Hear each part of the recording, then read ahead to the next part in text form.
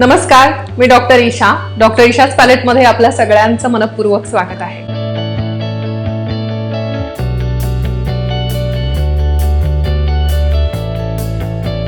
Weight loss की fat loss?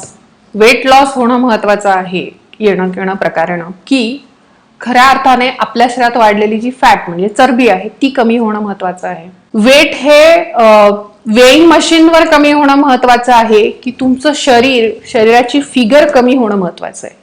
म्हणजे weight loss महत्वाचं आहे की इंचेस लॉस महत्वाचा आहे? फॅट लॉस, बोन मास आणि मसल मास हे म्हणजे नक्की काय आहे? ह्या सगळ्या गोष्टींची, या प्रश्नांची उत्तरं बघून आज आपण या व्हिडिओमध्ये बघणार आहोत.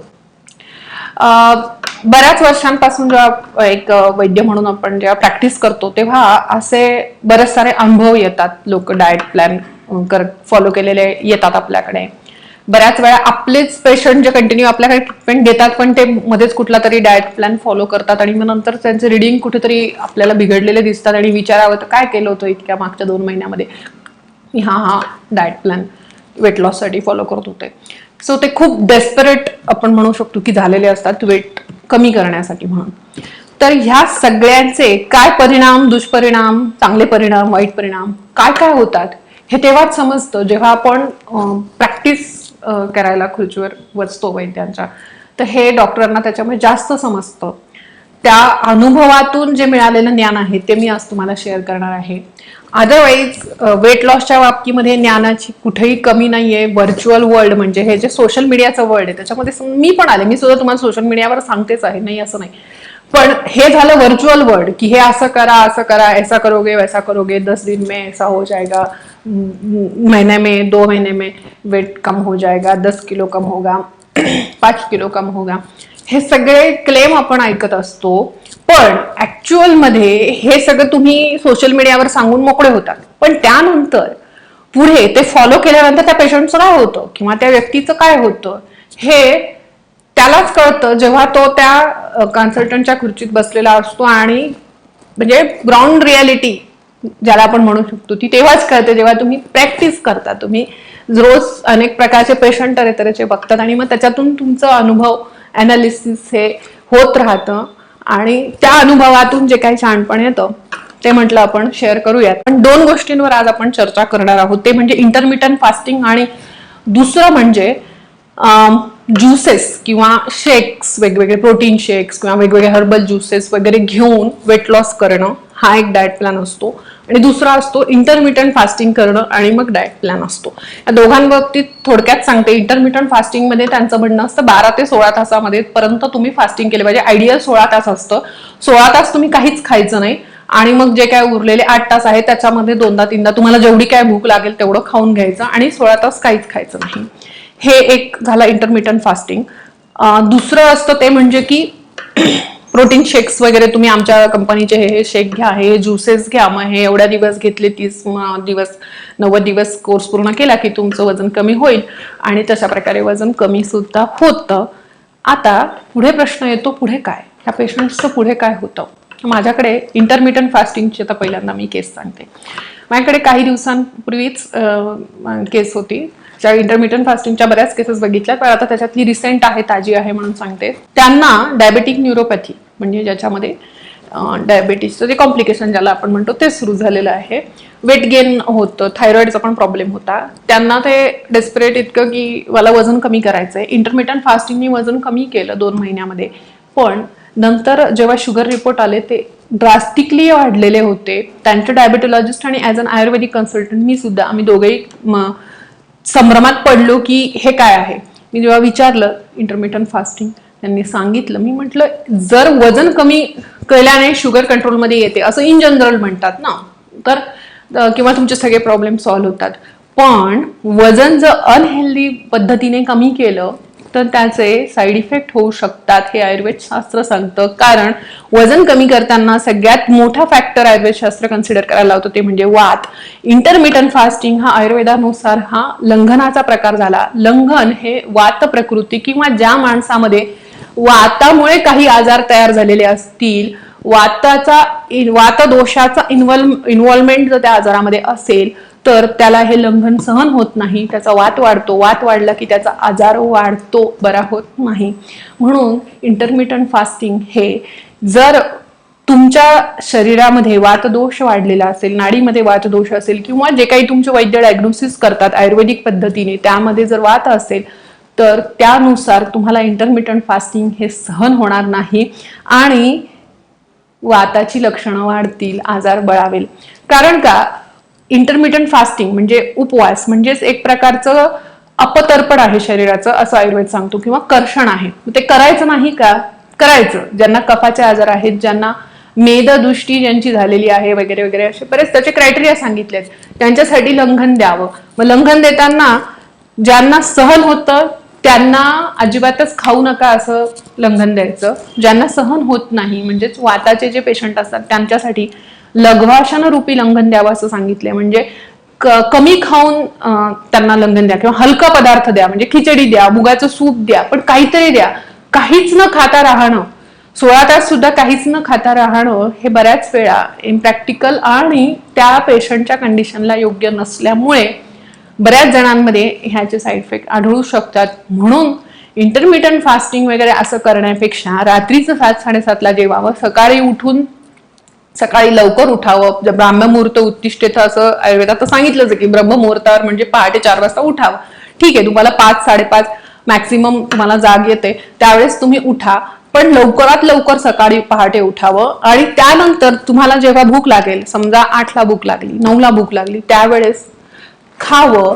असं जर तुम्ही केलं तर रात्री जर 7ला जेवलात, सकाळी 8ला जेवलात, 12-13 तास असंही फास्टिंग तुमचं झालेलं असतं, त्याला ओढून ताणून 16 तास करणं इंटरमिटंट फास्टिंगच्या नावाखाली हे चुकीचं आहे.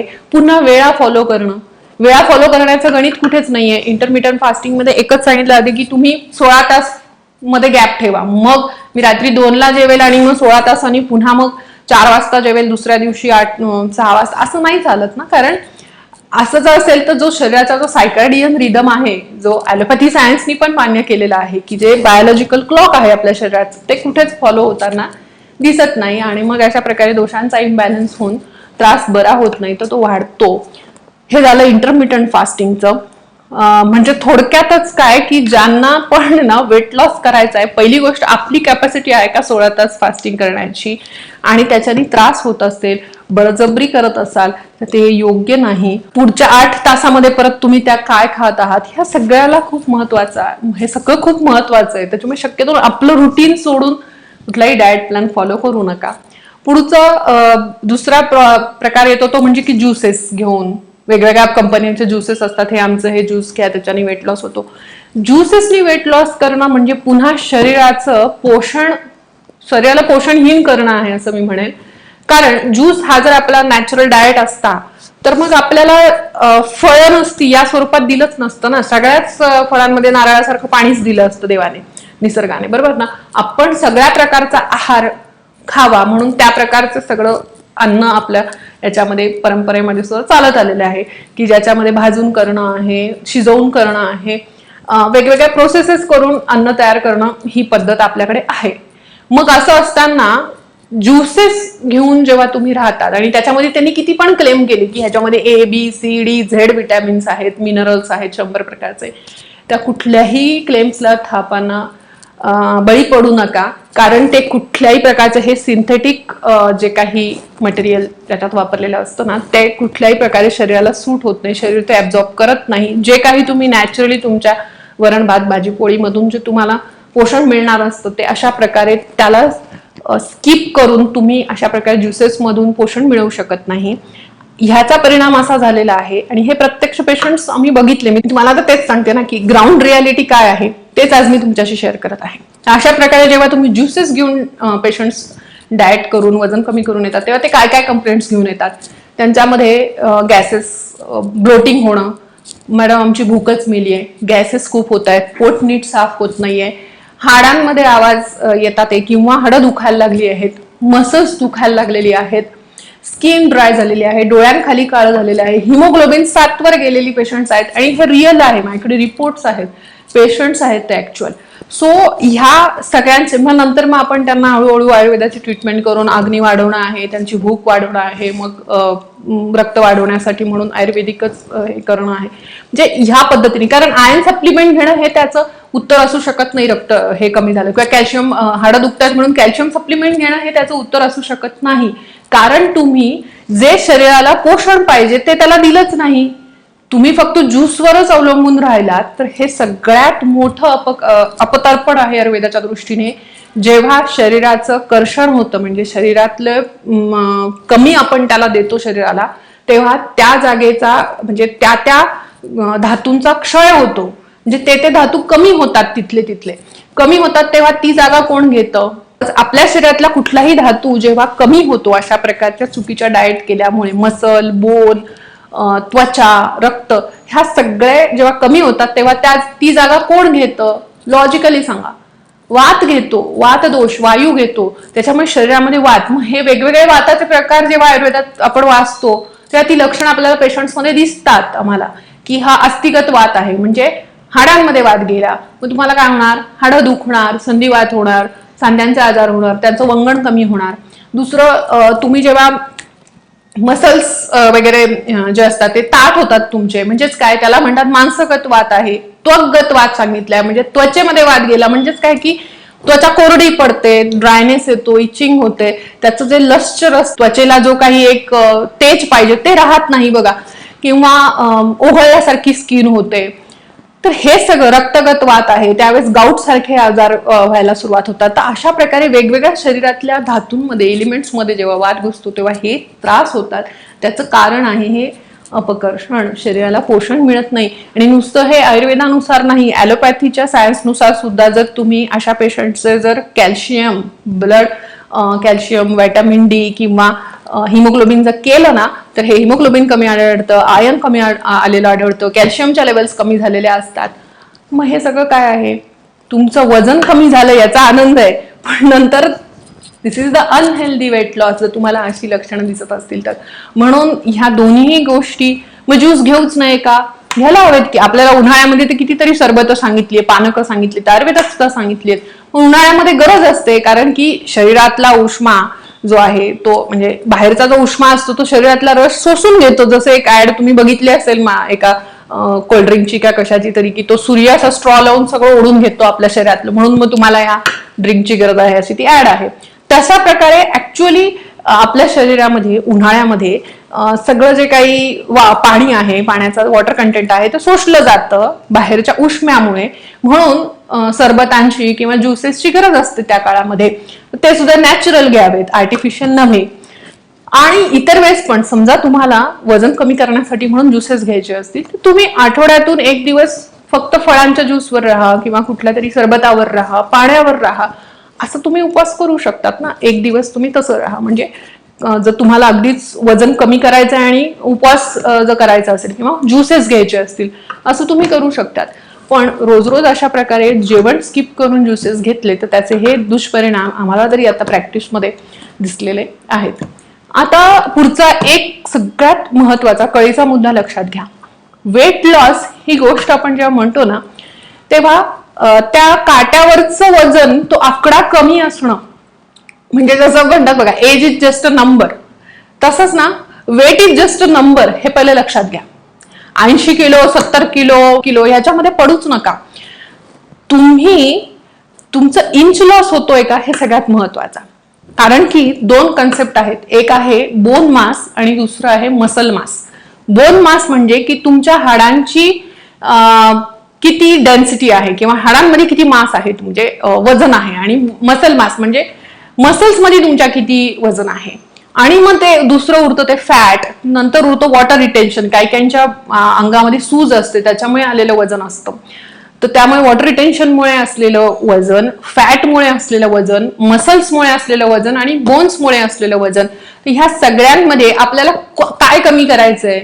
फॅट्स कमी करायचे, ते पण सगळे नाहीत, अतिरिक्त जे काही आहेत ते. तुमच्या प्रकृतीनुसार जे काही अतिरिक्त असतील फॅट जमा झालेले ते फॅट कमी करायचे. वॉटर रिटेन्शन, जे तुमच्या शरीरामध्ये काही एक्सेस वॉटर, कोणाला सूज वगैरे येते काही काहींच्या शरीरामध्ये, तर ते वॉटर रिटेन्शन कमी होणं शरीरातलं, हे म्हणजे हेल्दी वेट लॉस आहे. पण जेव्हा तुम्ही असा ओढून ताणून डाएट प्लॅन फॉलो करता तेव्हा तुमचं मसल मास कमी होतं, बोन मास कमी होतं, म्हणजे ऍब्सोल्युटली रॉंग आहे. मग तुमचं वजन 80 किलो असतो, माझं 60 किलो वजन झालं, आपल्याला त्याचा आनंद होतो, पण त्याच्या बदल्यात आपण काय काय गमावलंय हे आपल्याला नंतर लक्षात यायला लागतं, जेव्हा वेगवेगळे आजार डोके काढतात, विशेषतः वाताचे आजार. आता हे सगळं सांगितलं ना, त्याला एक सोपं उदाहरण देऊन सांगते. परवाच एक माझ्याकडे पेशंट आले, तर त्यांना मी विचारलं की वजन किती आहे तुमचं, तर त्यांनी सांगितलं की 68 kg. मी त्यांच्याकडे बघितलं, एकदम चिडचिडीत दिसणारी स्त्री होती, उंच होती, पण खूप उंच नाही,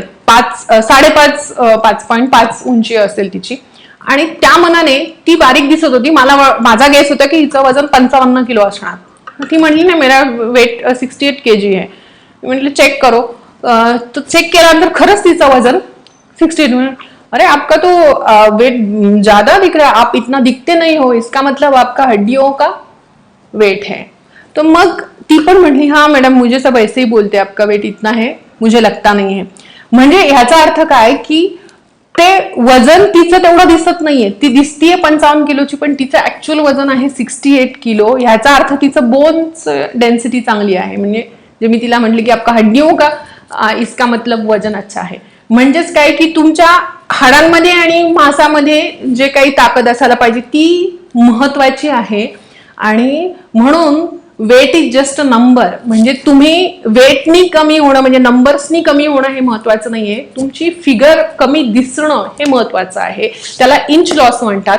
म्हणून वेट लॉस पेक्षा सगळ्यात महत्वाचं आहे ते म्हणजे इंच लॉस. इंचेस मध्ये तुम्ही कमी होतायत का, हे बऱ्याच वेळा मी पेशंट्सना सांगत असते की तुम्ही वेट लॉस जेव्हा चेक करताय तेव्हा पहिल्यांदा तुमचं इंचेस मध्ये चेक करा, आणि मग नंतर तुम्ही फॉलो म्हणजे ट्रॅक करा की माझ्या इंचेस मध्ये मी कमी झालोय का. कदाचित वेट मध्ये नाही कमी झालो तरी पण बऱ्याच वेळा हे आढळतं, ते इंचेस मध्ये कमी झालेले असतात, वेट इतकं कमी झालेलं नसतं. म्हणजे वेट लॉस होतच नाही असं नाहीये, पण तो अशा प्रकारे अनहेल्दी करायला गेल्यानंतर काय काय दुष्परिणाम होतात आणि ते रिकवर होत नाहीत किंवा व्हायला खूप वेळ लागतो, हे प्रत्यक्ष अनुभवातून मला तुम्हाला शेअर करायचं होतं, म्हणून हा व्हिडिओचा अट्टहास. आशा करते तुम्हाला योग्य मार्गदर्शन याच्यातून मिळेल, आणि अशीच वेगवेगळी शास्त्रशुद्ध माहिती घेऊन पुन्हा भेटूयात. तोपर्यंत नमस्कार.